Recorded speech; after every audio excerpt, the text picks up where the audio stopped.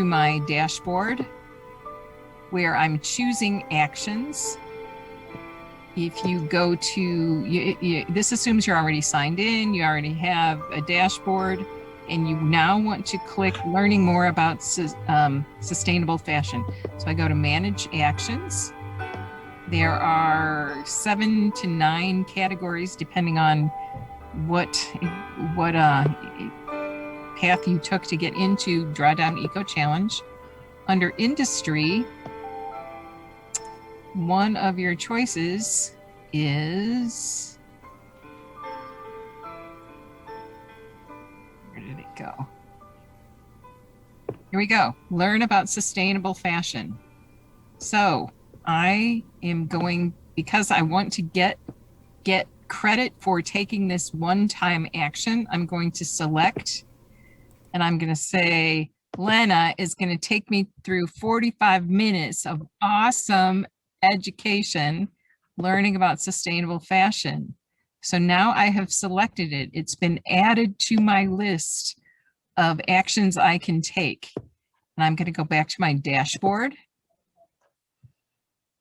And where is it? Learn about, okay. Here we go. Learn about practice in sustainable fashion. So I'm going to assume that we're an hour from now, and I have completed the action. So here I click on that and I say, all right, 45 minutes. Okay, can everyone please mute? I think that's causing the echo. So I'm gonna hit that and voila, it says, Doris, you did it. See, there you go. Congratulations, Doris. I have learned about sustainable fashion.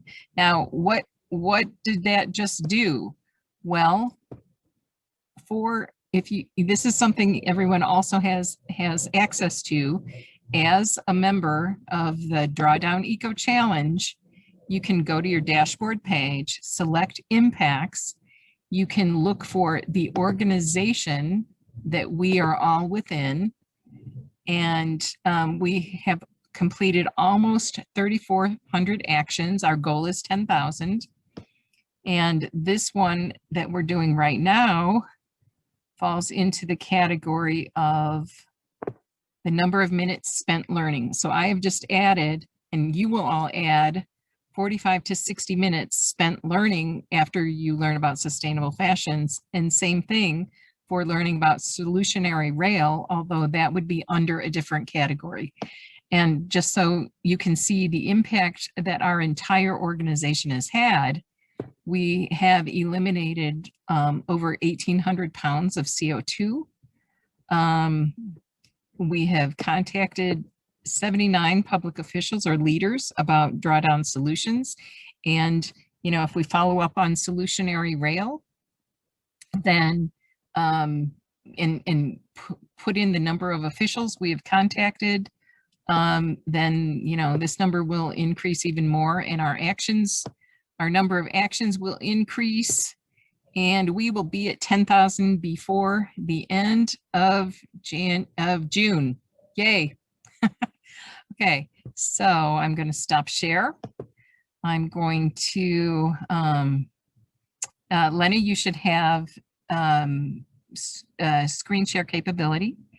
And everyone, I would like to introduce Lenna. Well, actually, I'll let Lenna introduce herself because I don't know all of her background. But the way I became aware of sustainable fashion was actually my niece was studying it. And she was so excited when we talked over one Christmas break together.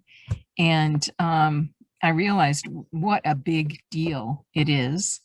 And I have created a massive display of the Sustainable Development Goals using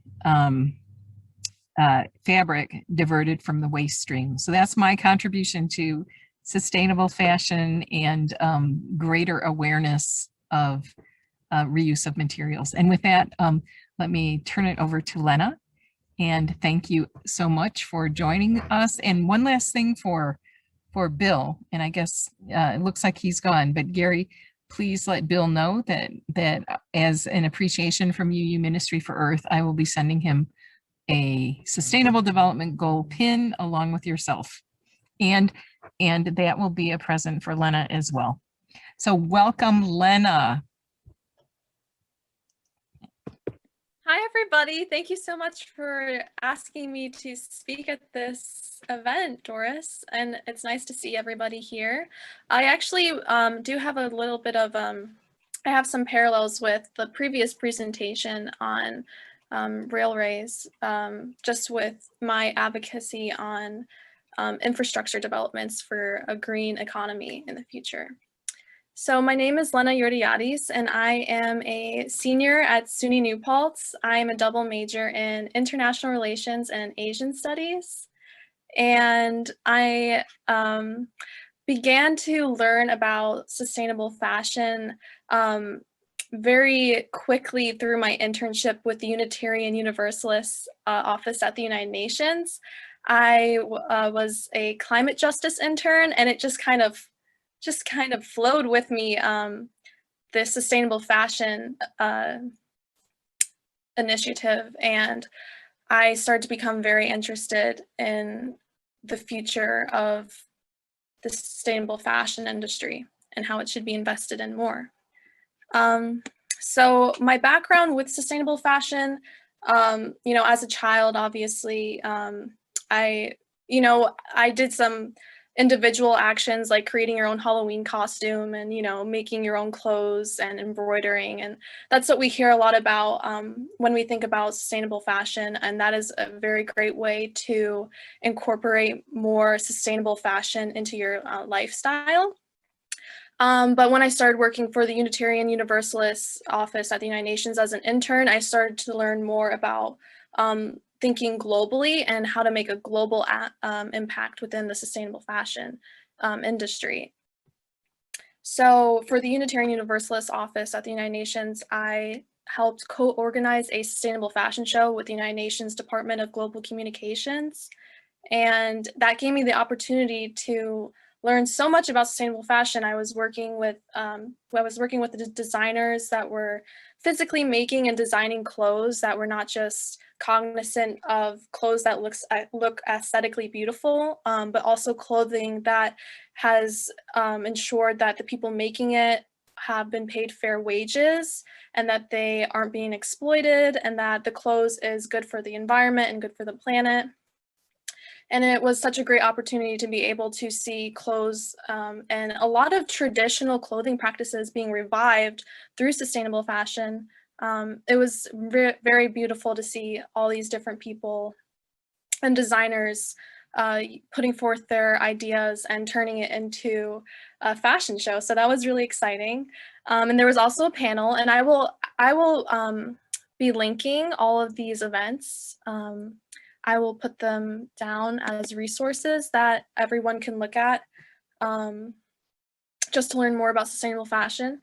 So yeah, and there was another sustainable fashion event that I did. It was called Decolonizing Fast Fashion because the fast fashion industry goes hand in hand with sustainable fashion and the global fashion industry. So fast fashion is how our the primary way our clothes is produced, and it's very exploitative to the environment and to the people making the clothes. It often happens through a company will find streetwear or trendy clothing that is very seasonal for specific times, and then they'll produce it and have it made as cheaply as possible with very little consideration for the environmental impact and all the production costs and the environmental costs of producing the clothes. And that's what we call fast fashion, because it's constantly being renewed. There's so many new styles, like every week new clothing designs are being made, and they're constantly being thrown away, and then new ones are being made. And so it gets to be where there's so much clothing and it's so cheaply made that it's easily disposable and it doesn't really last that long. The clothing is not meant to last long. It doesn't have a quality like a lifespan quality to it, because more clothing is meant to be produced instead of that, instead of saving the clothes and wearing it longer. So that is just a brief introduction into sustainable fashion and fast fashion. So for the purpose of this presentation, I'll just be going through a couple of points. So I'll be introducing everyone to sustainable fashion, and then the importance of sustainable fashion to mitigating climate change, and sustainable fashion relations to the Drawdown EcoChallenge, since we are here for the 2021 Drawdown EcoChallenge initiative. And then I'll be looking at the political economy perspective of the global fashion industry, and how to use sustainable fashion to address white supremacy and climate change. So for me, when I think of a global sustainable fashion industry, I see fashion in which the entire supply chain, from the production of the clothes to the consumption of it, is ecologically balanced, ensuring that future generations have the same, if not better, ecological opportunities and resources that we have now. And the social, economic, and political systems of the fashion industry ensure that there's ethical treatment and the human rights of all individuals within that system. So sustainable fashion is very much similar to sustainability in the sense that when we look at sustainability, we're looking towards future generations and ensuring that they have a habitable planet, that they have the resources that we rely on, non-renewable resources and renewable resources, and that they're able to live on this planet as we do now. So that's what we're looking at when we say sustainability. That's what we're really looking at. We're looking at the well-being of future generations. So why is sustainable fashion a climate change issue? You may be thinking, you know, clothes is amazing. I love clothes, but how important can deciding what type of clothes you have really be in terms of having global impact, in terms of addressing climate change and global inequalities? It's actually quite important. 1 out of 6 people in the world actually work in the global fashion industry. So when you think about it, the global economy is very much intertwined with the global fashion industry. So the fast fashion industry is a multi-billion-dollar industry, and the production of the fabric, and then the production of the actual garment and clothes, the raw materials extracted and used to make the clothing, the transportation and packaging, and then the eventual consumption of the clothing are very exploitative on non-renewable resources. And they use a lot of transportation and packaging that is not good for the environment. And also the people working as garment workers within the fast fashion industry and much of the global fashion industry do not have living wages. They are exploited and they don't have good working conditions. So the fast fashion industry produces about, sorry? Oh, I just wanted to double check. You are not sharing slides, are you? Yeah, no, I have no Okay. slides. I'm just speaking. Okay, I just wanted to double check because sometimes it seemed like you were, and if you intended to, I wanted to make sure it happened. Sorry for the interruption.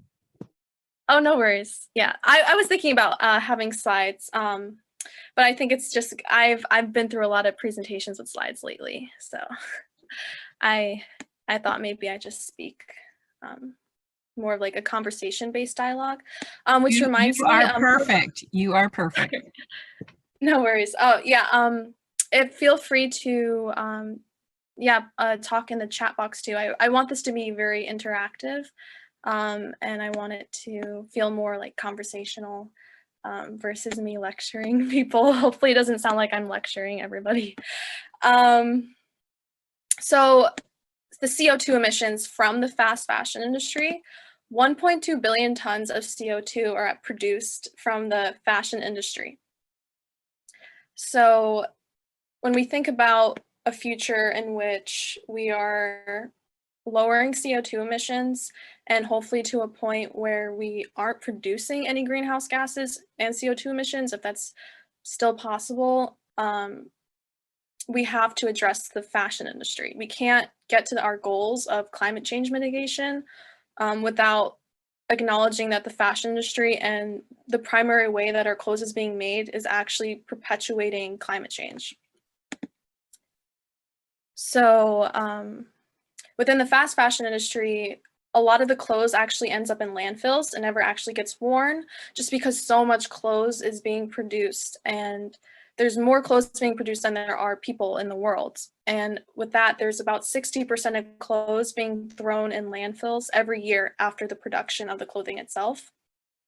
So the global fashion industry is extremely labor and resource intensive.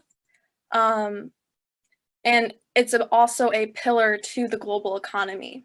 Like I said, 1 out of 6 people in the world work in the global fashion industry.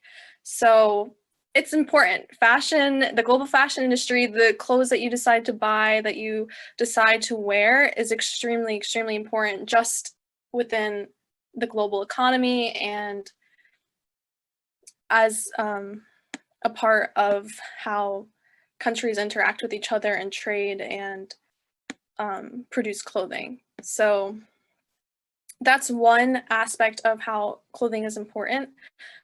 Clothing is also important as a way to express our identity. You know, people wear clothes because they love to look a certain way and they want to express that. Like, you know, I wear clothes a certain way to express how I feel.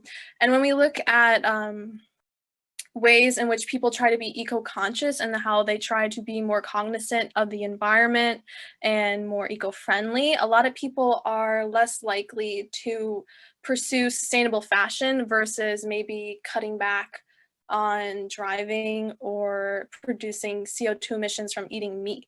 It just happens to be an action that people tend to not pursue as much as other eco-friendly things that people could do. And that could be just because of how much our identity is intertwined with the clothing that we wear. We may be more reluctant to feel like we have to change that in order to help the planet or the environment.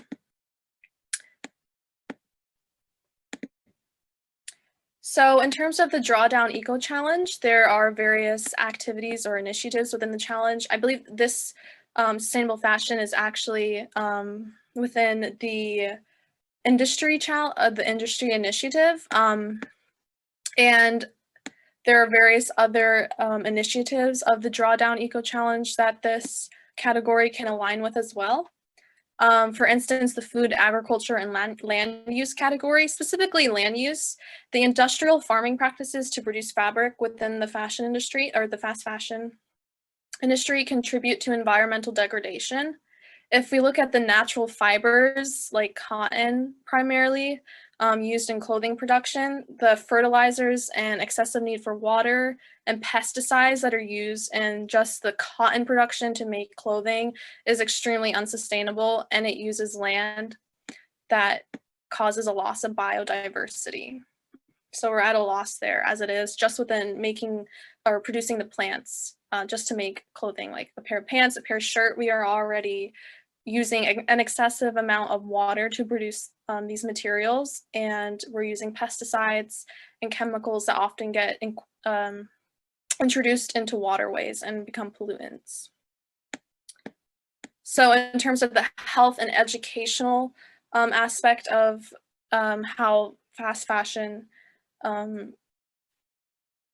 impacts health and education, climate change has only exacerbated global inequality as communities disproportionately contributed to climate change are often core countries such as the United States and the European Union, and they are least likely to experience the direct catastrophic events from climate change compared to periphery countries such as Southeast Asia, South Asia, Africa. These are just a couple examples of core and periphery countries. And I'll be referring to core and periphery countries because they are very much involved within the global fashion industry and fast fashion industry. And the garment workers that work within the fast fashion industry often work in hazardous working conditions and they don't earn a living wage. And oftentimes the women and girl garment workers often experience sexual harassment from their superiors, and they have little accountability structures to address these power asymmetries.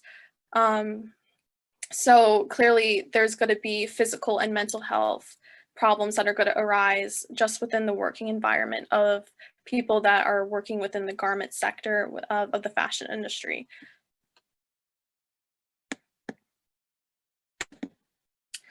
So one thing that I hear a lot in general when we talk about the sustainable fashion is, what can we do? And that is such an amazing, important question, especially because that is why we're here to begin with. I assume that's why a lot of everybody is, like most of you are here, just because you want to learn more about what can you do as a person, as civil society, in addressing climate change. So what I say is, you think as a global citizen, you think as a person within a system, within various systems of the world, and you think in the perspective of that you are one out of billions of people in the world, and there's much more to the world than, your little corner of the world. So you have to think globally and not work locally, the saying work locally, but think globally. So that's what I think. So the fact that everybody is here and you all are making the conscious effort to learn more about climate change and sustainable fashion is already progress being made. As Doris was talking about, this is already a great effort on everybody's behalf to be here to begin with. But this is especially true because climate change awareness is often not prioritized by governments or corporations. And when you're looking at developing countries or non-industrialized countries, like periphery countries, such as Thailand, for instance, they often lack the capacity to increase climate change awareness. And so having a webinar series like this, and just teaching people and learning new things about climate change is already something that a lot of countries are struggling with already, and that's something that we're trying to do right now. So that's really important that we're learning right now. So to be a global citizen is to acknowledge the global fashion industry is rooted in colonization and white supremacy. The power asymmetries of these systems are still prevalent today. It's just that they're so normalized that we don't associate women and people in the global South making clothes for less than $1 a day as being connected to Western corporations using unregulated neoliberal economic policies that lack transparency and the reality of the exploitation of human labor and natural resources to support the growth of global corporations. So we really don't associate people that are being exploited, that aren't making a living wage. We don't associate that with the cost of our clothing. And that is one of the main problems, is that we just don't know enough, and there's not enough transparency for us as global citizens to acknowledge that there's way too much clothing being produced, and that the way that it's being produced is not regulated. And so a lot of violations can occur, a lot of labor rights violations can occur, and we don't even know about them because there's just not enough regulation within these neoliberal economic policies to support the actual people that are working as garment workers and to ensure that their human rights aren't violated within the process of making our clothing. So one avenue that you can do besides learning about sustainable fashion and addressing climate change is policy reform. And I believe Bill was talking about this a little bit earlier, talking to Congress and supporting bills and pressuring your representatives to pursue agendas that involve sustainable fashion and that protect people within that are garment workers. So sustainable fashion within policy reform is very interesting because addressing climate change and the fast fashion industry, they're both global issues and they both require government intervention. They cannot be solved, they can't be addressed without governments stepping up and regulating corporations, and they can't also be solved without us, civil society groups and people, especially people that are on the ground working within the fast fashion industry that are garment workers. These issues can't be resolved without us and the government working on creating laws that ensure there's a minimum wage, there's a living wage, and there are accountability structures to prevent human rights violations and injustices of garment workers, and to prevent further environmental degradation from the fashion industry, the global fashion industry. So governments need to create infrastructure and they need to create green jobs. And these jobs are going to be good for the environment, and they're also obviously going to be sustainable for people as well to earn a living wage. But we also need corporations and the private sector to invest in a green economy and support a green economy. So in terms of policy reform, as a global citizen, we can organize civil society groups, such as the Unitarian Universalists. That is a civil society group. So that's awesome. And write letters to local representatives and Congress members that demand greater transparency within the fashion industry and a commitment to sustainable fashion. So I believe Bill, I didn't hear all of it, but I believe the previous presenter was talking about how we do need a drastic change. We need complete transformation, and that's completely right. We do need drastic change in order to address climate change. At this point, we're at the tipping point, and some people even say that it may be too late to prevent the catastrophic events that come from climate change. And so we need drastic change, and that involves a green revolutionized economy, and fast fashion needs to be addressed through that. So for instance, the Garment Workers Protection Act, if you'd like to support policy, if you live in California, the Garment Workers Protection Act was created by the actual garment workers working in the garment industry in LA, and it would ensure accountability structures and greater transparency in garment workers receiving fair wages. So this is a protection act that is actually meant for people working and living in the United States who aren't receiving fair wages. They aren't receiving living wages, and they're quite frankly being exploited. So the fast fashion industry is not just a global issue. It's not just happening in Asia. It's not just happening in Bangladesh or Thailand. It's happening in LA. It's happening right, in the United States. So it's a very prevalent problem.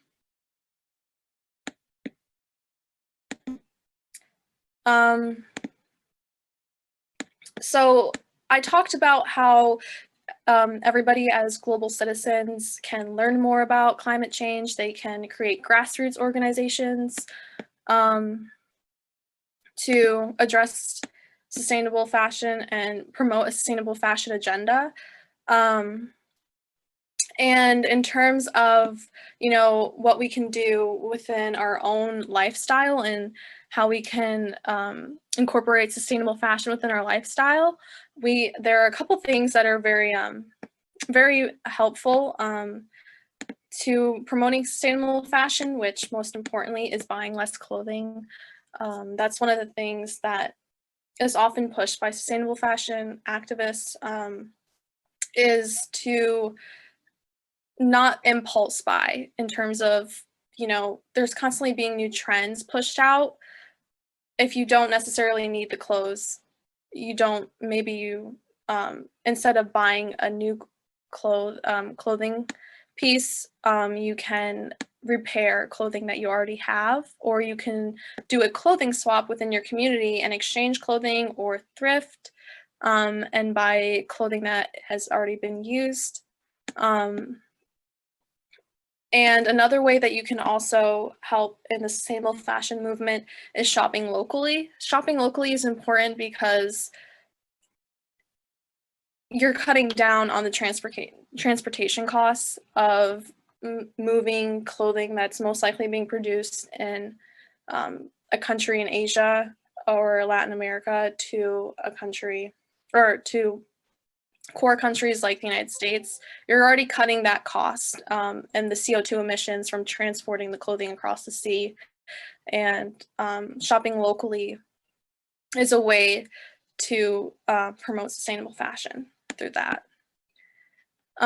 So there are various things that you can do as a global citizen besides using your money or purchasing power, which is really important. I think a lot of people think that when they think about sustainable fashion and what they can do, a lot of times it's like, well, I can buy sustainable brands, and that's really, really, really important. Yes, support sustainable brands if you have the money to, and if you can, but there's also a lot more that you can do besides buying sustainable clothing. You can also, like I said, learn more about sustainable fashion, pressure your governments to promote sustainable fashion agendas, and create grassroots organizations that promote sustainable fashion lifestyles and that pressure the governments to pursue sustainable fashion agendas.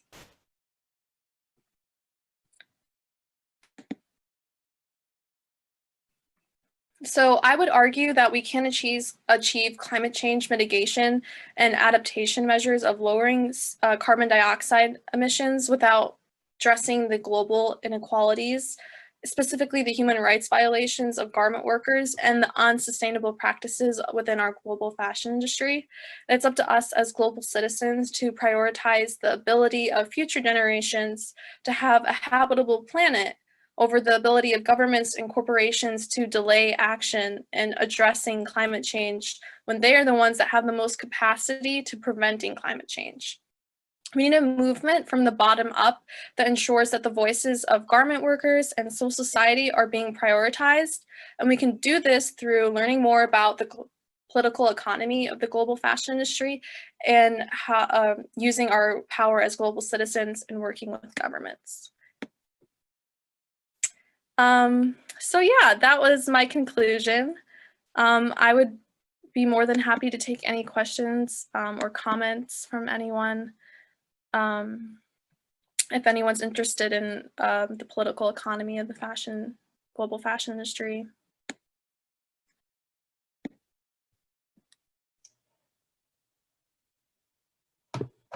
That was amazing. I mean, you don't always make all those connections to like literally what we wear every day and the global impact of that. So thank you. You have opened my eyes, and that's always helpful. I'm wondering, I know that a couple COPs back with the Paris Climate Agreement, the fashion industry made a big I don't know, splash, so to speak, when they said, hey, we are now on board. We are now part of the Paris Climate Agreement. We are doing our part. And there was like a big push within the whole garment, sustainable clothing, textile industry.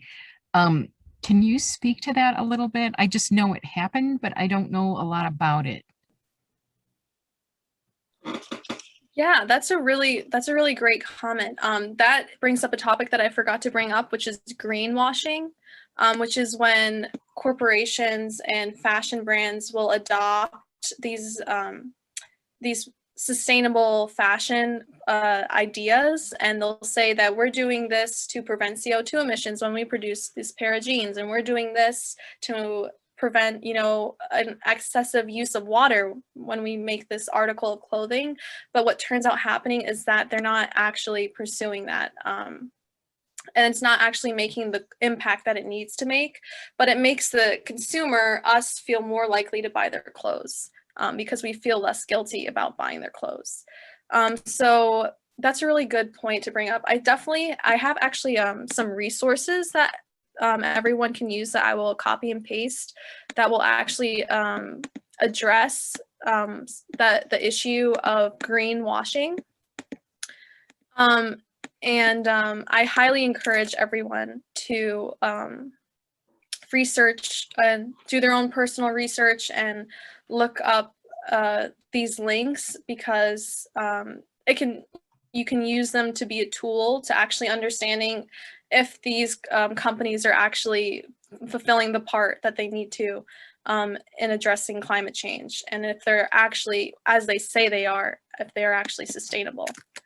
So I'm gonna paste these links to the group chat.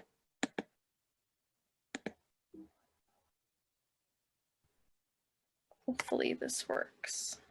So while Lenna's doing that, I just want to point out that when I was showing the EcoChallenge boxes, how to select, learn about sustainable fashion, for most of those boxes, when you click on those, there's an option to learn more, and they take you to different links to learn more. And so not only from Lenna's presentation, there's plenty of information for learning more within the EcoChallenge information. So how about, and there is a box, the sustainable fashion box is under industry. yes, There. yes. Just wondering, Lena, and thank you for this information, because it is one that flies under the radar that we just take for granted and don't realize what a role it plays in our consumer culture and how damaging it is. It's shocked me the other day, I think it was a news report on this, just how many articles of clothing just go to waste because of, you know, our propensity to use this frivolously. Yes, yeah. Yeah, it's I have often commented on the observation that studies show that affluence breeds effluence and indifference. And here's a case of it. Might add ignorance to that too, but certainly having too much money in the pocket can be very detrimental if it's not used properly. No, yeah, I definitely agree. Oh. I mean, you can see, oops, sorry. I'm sorry, I had are there organizations that are spearheading the challenge? I may have missed that if you mentioned it. Yes, I tried. I'm going to type them in the chat. I don't think the links are, I think they're being converted into text, and I don't think they're turning into links, sadly, but I can type them in the chat. And yeah, these will, there are a couple international organizations that the Unitarian Universalists Office at the UN worked with within their sustainable fashion shows, and they're really great in spearheading the fight for sustainable fashion. So I will type those in. Well, something you Actually, might try is when you click right click on the link, it says copy link, and not like the hot link or what, you know, some other version of it. And you might be able to just copy and paste it that way when you click copy link. Give that a try before keying in all the different letters and numbers within the link. Yeah. Okay. So for instance, okay, thankfully this one went through. This, so if this link is called Good on You, this is an organization that you can actually use it'll actually rate how sustainable the clothing is. And so when you were talking about Doris, how there were companies that were actually signing into the Paris agreements, clothing companies that were trying to be more eco-conscious, you can actually see if they're actually following through with that through this link.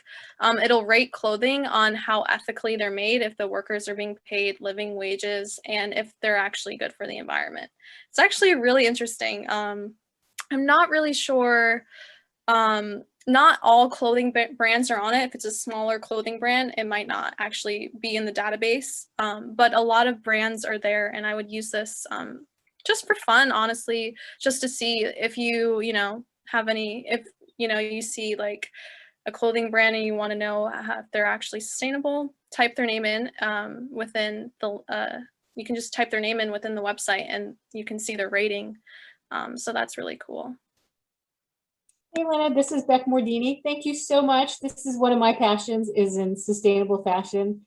I'm a lifelong thrifter and been looking also at, what are further opportunities.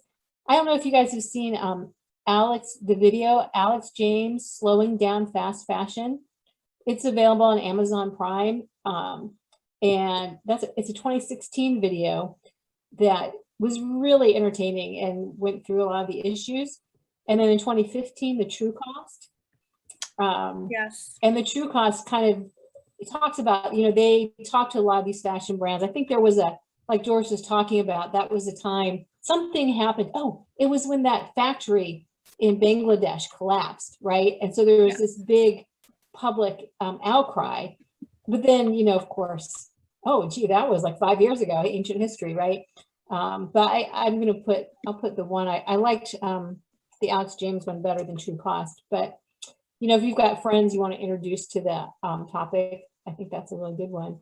And you did such a great job. I am so excited for you, having worked over at the UN. And I love what you said too about this is something I talk to, when you can't shut me up about the environment, is people say, well, what do you need to do? And it's like, you need to think differently. You need to think about yourself, exactly what you said. You need to think about yourself as a part of a system. And, that's the global system where you're connected to like garment workers, and the planetary system where you're affecting, the planet around you. And so I was just so thrilled to hear you say that. And thanks so much for giving us all, the whole big picture of all these details. Yeah, thank you so much. Yeah, I love thrifting. So actually I went to there's a really popular, this woman, she owned like a clothing boutique in like the 90s, and she had like a yard sale in my town a couple days ago, and I just like ran to like look at the clothes. And yeah, so that is a great way to cut your consumption on clothing.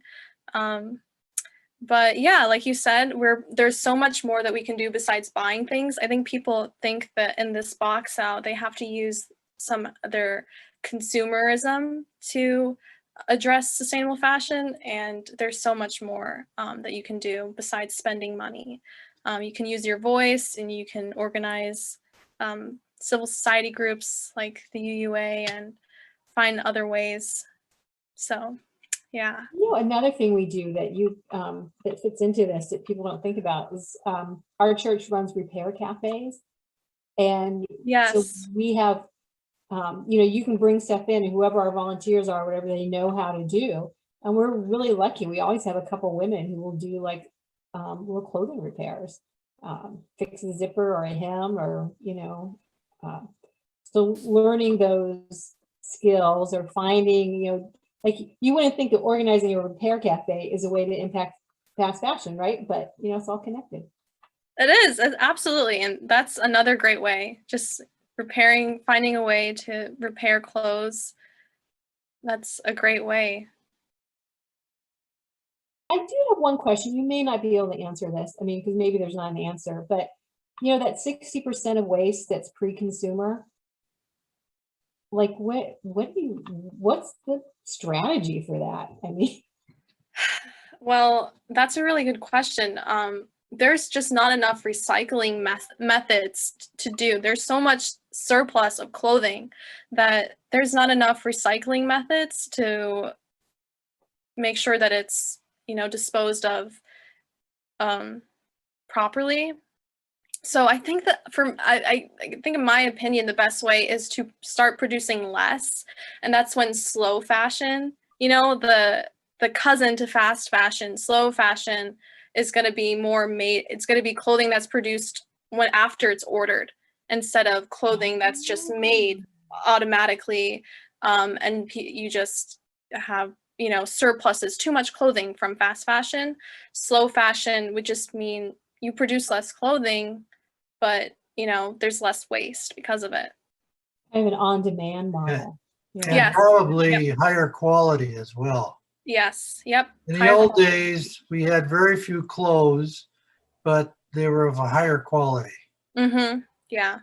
And durability was a big part of that. You mentioned fast fashion and slow fashion, and it reminded me of, the fast food, slow food then campaign. And as a physical therapist and a healthcare provider, fast food can be explained just by taking out the S.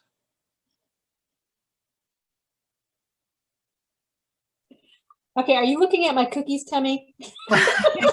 Very, very good, Gary. My cookie pouch. It So goes we to, gotta go slower, guys. We gotta slow down. it goes to speed related to quality, right? Your home cooked meal takes longer, but it's better ingredients, higher quality, no hydrogenated oils, versus your fast food, lower quality, more. So yeah, it's a really good analogy. The faster we go, the less quality of life we have. We really examine.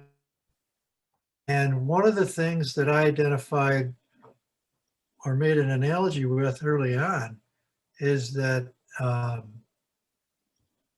petroleum is like methamphetamine for culture. It is the methamphetamine of society. It speeds everything up and it makes everything worse. If you look at what happened to all dimensions of human culture, from pollution to fashion to population, just across this innovation across the spectrum, you will see that after the discovery of petroleum, the curve went up, just like the hockey stick curve with the CO2 hockey stick curve that Michael Mann's known for. We gotta get off this, guys. We gotta get off the petroleum. I completely agree. I think we need no more non-renewable energy sources. We need completely renewable energy sources. We gotta petroleum, coal, oil. We have to. We're not going to be able to live on this planet if we don't. We don't really have a choice. We got to use our guns more. I'm from, I don't know if you were part of, but I'm from Michigan. Yes, exactly. The automobile has done great damage to our culture, as well as our health and physiology. We are the people of the auto, and we know how to sit. We go from we go from inside space to inside space via an inside space. Then this is getting off topic, Gary, but I just have a quick story. I take a walk around my neighborhood every night, and I've got a couple of families that have their little, like 2-year-olds in little electric cars. But the kid is like driving the electric car, and the parent is kind of got a control stick or something. And, I'm like, okay, we're neighbors. I'm like, oh, that's so cute. But when I'm really screaming inside, like that little kid should be running around. What are you doing? And now there are electric skateboards, electric scooters. I almost got run down by a kid on an electric scooter when I was on my bike as he tried to pass me on the right. Was he texting at the same time? I know. Oh, yeah. I chased him down and I gave him the old person's lecture. I was just about to, I heard something coming behind me. And I thought, well, it's a vehicle, because I heard this. And so I was just turning to the right to let, the passing lanes on the left. And here he was past me on the right and we almost had a collision. Wow. And I'm old, I can't afford too many more collisions. No, yeah. I mean, I've had my it's share. so easy to get injured on the sidewalk now. So I would like to. Oh, I was riding my bike. To I mentioned that. thank Lenna again. That was so insightful. Thank you for the service you provided to our Unitarian Universalist office at the United Nations. And if there's any closing words, closing comments, anyone would like to share, and I will also recognize that Steve Cross is someone who has been on, but I don't think you were able to introduce yourself when all of this started. So Steve, if you're willing to come off and say hello and tell us if you're with one of our congregations. Yes, I tried to join. I drove to a church the other day because the website said they have services, but I found they're just Zoom services. So are you? I'm sorry. Oh, I work for a climate scientist publishing his work on what astronomers say rather than what politicians say. And my ambition now is to put out fires in California to do a better preparation for work with engineers. Wow. And did you? So that should have no enemies, I thought, but anyway. Yeah. Well, you're going to have to stop those Jewish space lasers from. Well, the problem last year, there were places in California that were the air quality is like breathing, smoking 20 packs of cigarettes a day. And the problem was caused by fires that they couldn't fly over the smoke. They were human pilots. If we can manage this with drones, the way you would control fires on Venus, I mean, or some other planet, we may be able to get around that. And I think there are people working on it, and I want to find out who these engineers are to see if I can work as a program. As far as the church, I only found out that they only have Zoom links, and I'd like to join. Yeah. Did you come to us through the Elders Climate Action? Did you find us through the Elders Climate Action outreach that we've done for the Drawdown EcoChallenge?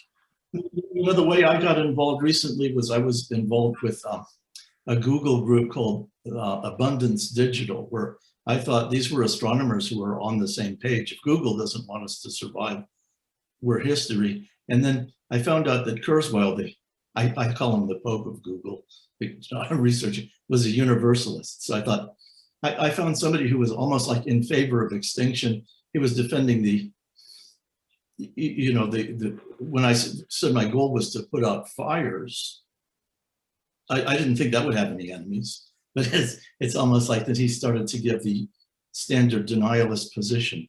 It turned out that it was oil companies who really discovered global warming first. They were the heroes. And then the new management said, this isn't good for our agenda. So they put out a massive media campaign to make it look like a political opinion rather than opinion about lower division physics. So that's what we're up against. So this guy who claims to be a Googolian just went on this long monologue of the standard denialists. Oh, well, California's always had fires. I said, no, not fires where the smoke goes back to New York City. So a kid born in California or any of the Western states now is born in hell. What are your summers like? We're on fire. I mean, wow. So if nobody's interested in that, I guess we died of natural selection. But anyway, I'm going to try to do my share. Are you talking about we- Ray we- yeah, Kurzweil? We, Ray Kurzweil, yeah, the director of engineering at Google. yeah, from we definitely all have to do our share. And I would like to give Lenna the last word. And to, once again, thank you so much Yeah. for joining us.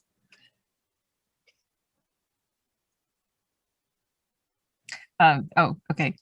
Yeah, thank you everyone for being part of this conversation. Yeah, very interesting dialogue, Steve, with your nihilists. Forget that I'm muted. I just wanted Perspective. to thank Lenna for doing a presentation by speaking and not having any PowerPoint or any slides or anything, because I found it such an interesting experience because I listened much more than I usually do.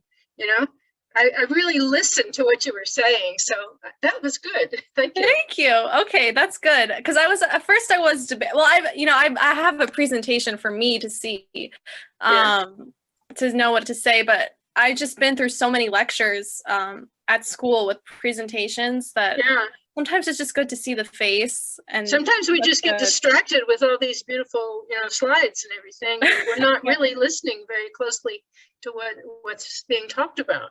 Yeah, well, that's good to know that you actually listen more. Okay, so now I'll know for future reference. Okay, but thank you. Yeah, thank you everyone for listening to me speak, and yeah, continue learning about sustainable fashion. This is already a step forward, and talking about it. Talk about it with your friends and your family and online groups that you have. And there's so much that you can do. You can do more than just support sustainable brands, which is really important, and you should do that if you can, but you can use your voice as a global citizen. So think globally, and thank you. There is time for everyone to just quickly go through, say hello, say your name, say what church you're from, or if you're with the elders, and give everybody a chance to say hello, and then we'll go to our guest speakers, and you will have about 45 minutes to tell us all about Solutionary Rail. So starting with, we'll start with Bill McPherson. And also please put in the chat where you're from. I'm Bill McPherson from University Unitarian Church in Seattle. That's Duwamish country. I'm also with the board of UUMFE. Okay, Kathy. Hi, Kathy Ehlers, Minneapolis. I apologize, I'm going to have to get off of the call, but I want to at least make a brief appearance. I'm finishing up my capstone in grad school today, and I don't have time to hang around, but I'll watch for the recording and I'll be involved in future meetings. Thanks so much for your convening. Wonderful, thank you. Okay, next is Jerry, followed by Mike Carberry. Go ahead, Jerry. Hi, I'm Jerry Wagner. I am a member of the UU Church of the Brazos Valley in Bryan, College Station, Texas. Thank you and welcome. Mike, followed by Eileen. Yeah, hi everyone. Mike Carberry from the UU Church in Iowa City, Iowa. And I'm glad to be back. I was your presenter few weeks back on wind power in the state of Iowa. So really good to see everybody here for Solutionary Rail. Thank you. Eileen, followed by Traveling Free Something. Hi, I'm Eileen Gettings. I'm with the Boise Unitarian Universalist Fellowship and a member of our climate action team there. Wonderful, welcome. Traveling Free, followed by Hi. Cross.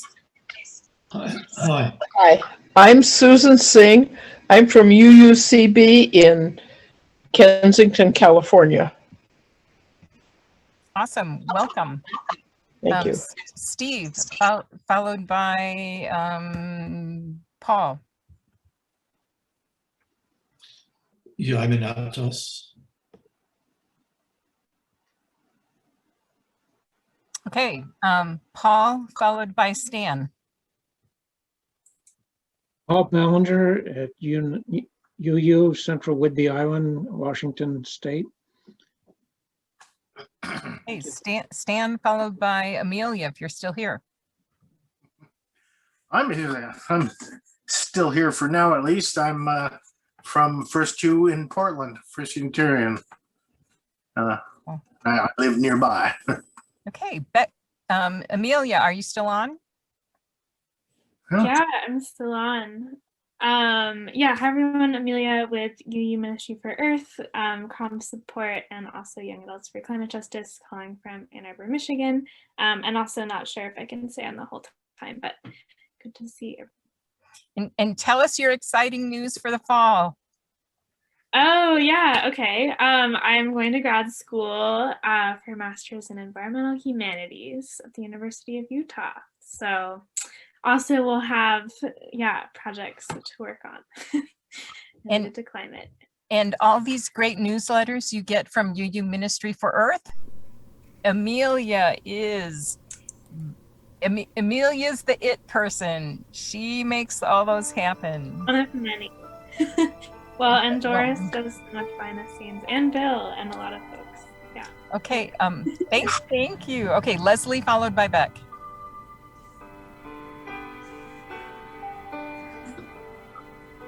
We're just okay.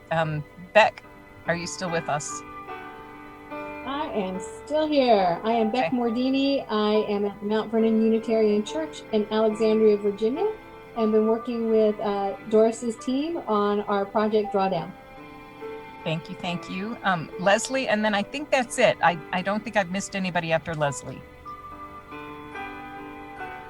Okay, I'm Leslie Burkett from Denton, Texas, with the Denton Universalist Unitarian Fellowship. Thank you so much.